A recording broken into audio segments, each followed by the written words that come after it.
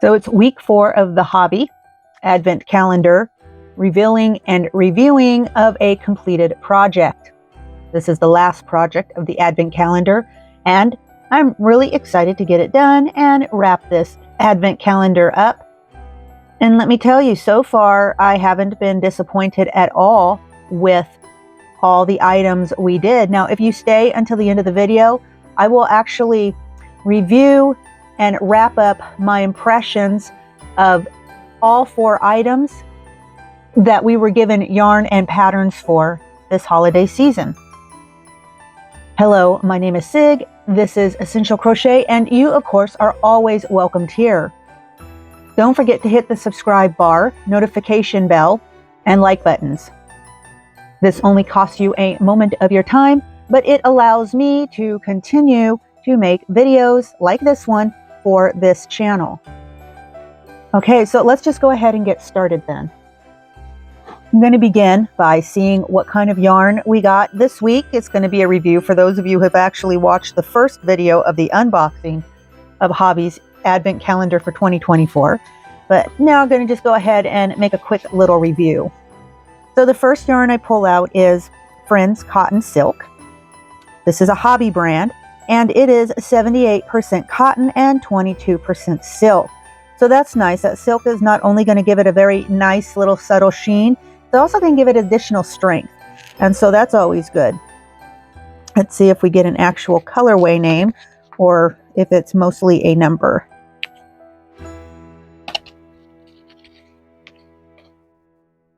So once again, Hobbii usually just gives us numbers for their colorways. So that's not unexpected.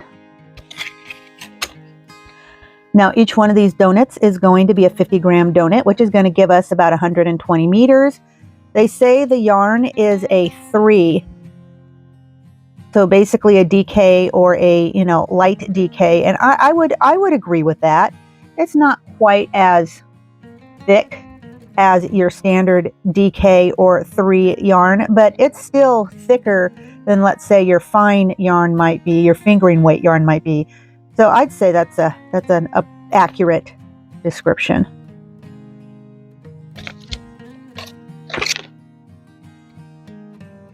So the next color we get is going to be this cream color. So we got the cream color and we have a peach color. What else? We've got this kind of buttery color.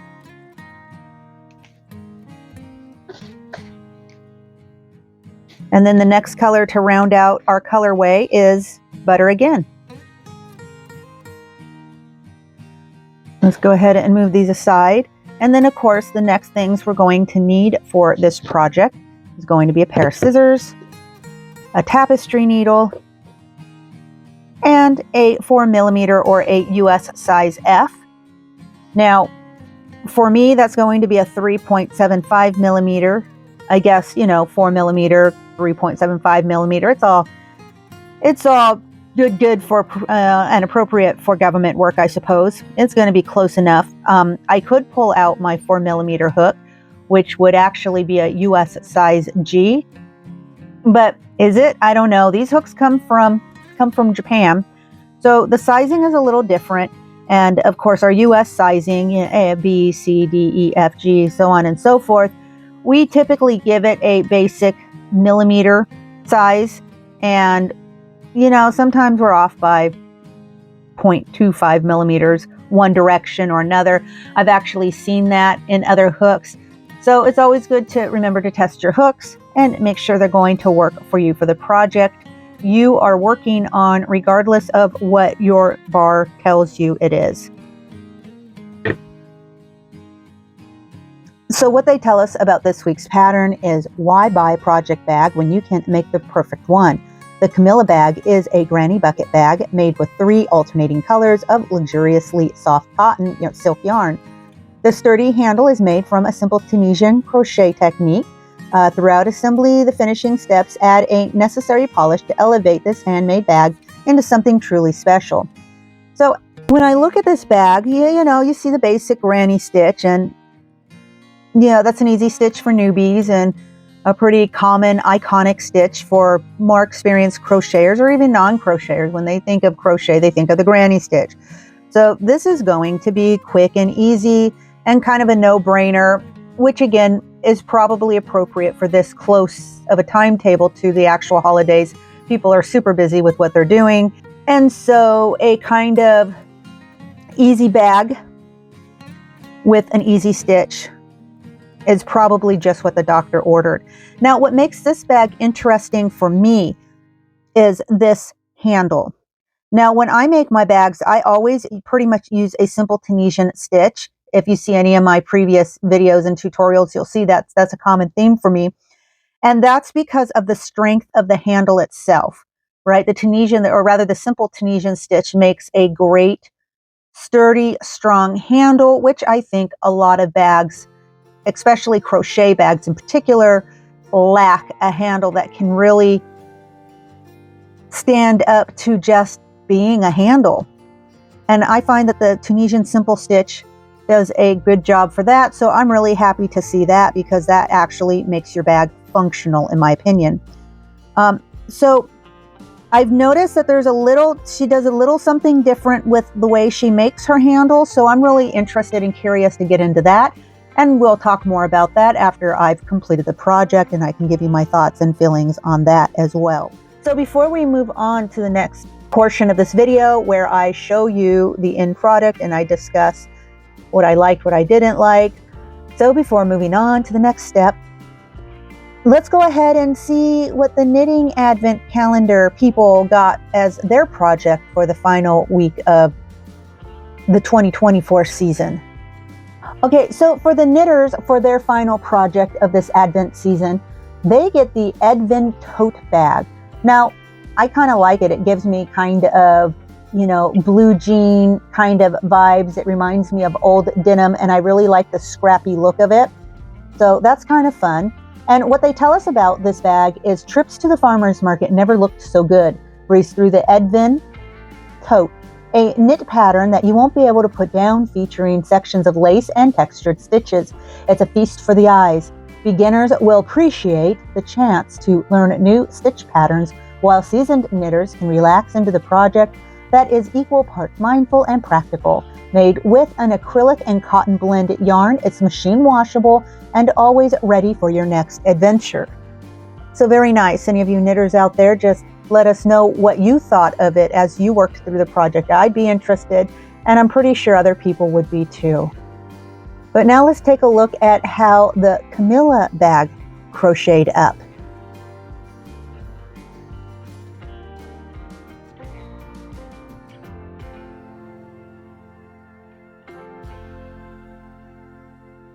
Okay, so now's the time for the big reveal, right? Just go ahead and take this right here, and this is the finished bag. This is the 4th project we have this year in the Hobbii Advent Calendar. And out of all 4 pieces, I think this one is probably my least favorite. Now, there's nothing wrong with the design. The design was great. There's nothing wrong with the stitches or the pattern. It was all great. Aesthetically speaking, whenever I look at it, I can't get this idea that I should be taking a 2-year-old to the beach or to a pool in their cute little one-piece jumper set. So now, while I realize this wasn't the intention of the designer, that's okay. Compared to some of the other Advent calendars that I have done that come with these patterns, these crochet alongs, if you will, this has really been a very good Advent calendar. So this piece right here, totally functional. The stitches were fine, perfect for a beginner, giving them a little extra something of a challenge, and having a real solid piece for their efforts. It is a project bag. I have lots and lots of project bags, and for reasons I already mentioned, I am going to put this piece in the donate pile, and somebody will just love it. Now, let me talk about former pieces that we did with this Advent Calendar, for those of you who haven't been following, I have the beanie, right? So the beanie was our first project here in the Crochet Advent Calendar, and I love this beanie. I really actually like this beanie. I have worn it several times. I mean, I have a grungy old beanie I wear when I'm walking the dog in the morning, but I didn't have anything that was comfortable and slouchy and, you know, and just with a really nice kind of neutral colors that I thought looked really nice.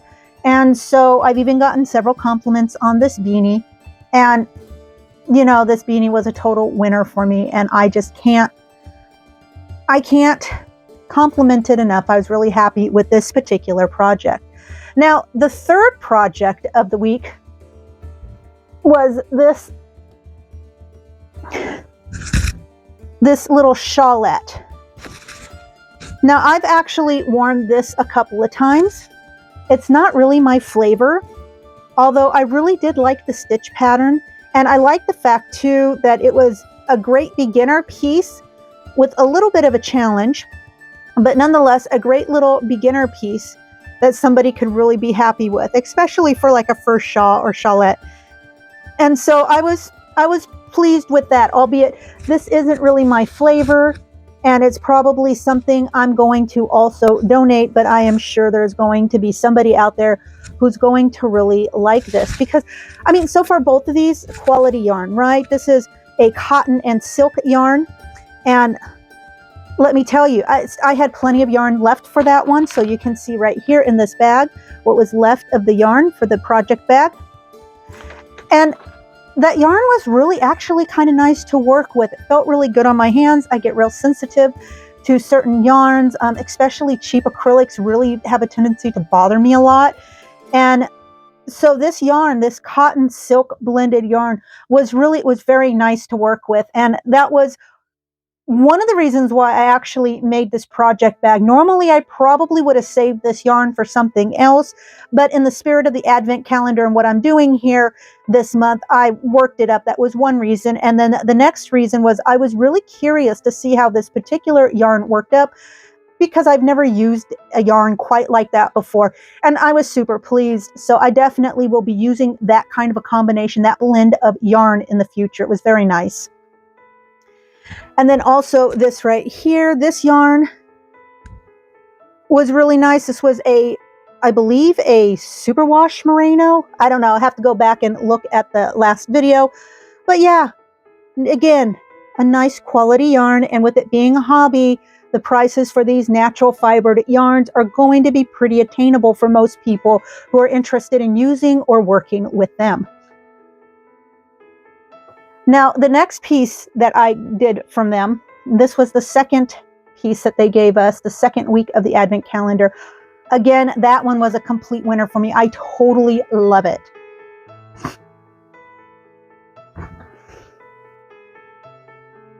And that is the dish towels. These just turned out gorgeously. So I wanted to use all the yarn that I had, and really the yarn that they gave us, which was 100% cotton. And this was actually a nice cotton to work with too. So if I'm ever looking for a good solid cotton to use, this would be a cotton I would definitely buy again in the future. And I would go to Hobbii to do it. It's their branded cotton yarn, and it was really decent. Because for me, cotton yarns are very much hit and miss. Sometimes I really like the cotton yarn I'm working with, and other times not so much. I really hate it. I don't like the way it feels. It's just not pleasant at all. But this was really nice. And so the yarn they gave you for this one was actually enough to make one tea towel. And then you had enough left over to almost get a second tea towel finished. So I had to find, I don't know, I want to say 25 inches or so, or something like that, if I remember correctly.